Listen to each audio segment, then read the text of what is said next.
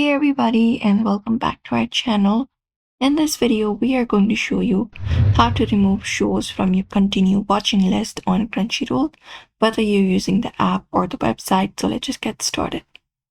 You can start by opening up Crunchyroll account on your device. I'm just going to use a browser. You can even use the application if you prefer.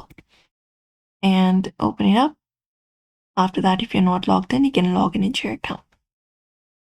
Now, once you're right there, what you need to do is hover over to the continue watching section from your page right here. So in the section right here, you will be finding this option right here called continue watching. So what you need to do is basically head over to this section right here.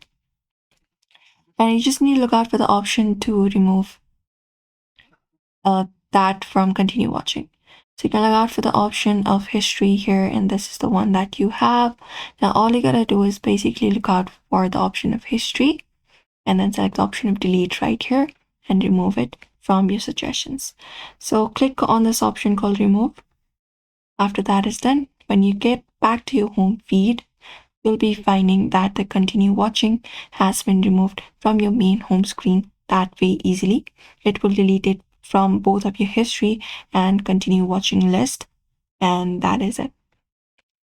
So you may also follow up this process. You can find the show that you want to remove from the continue watching list and look out for the history option and just go over and delete it.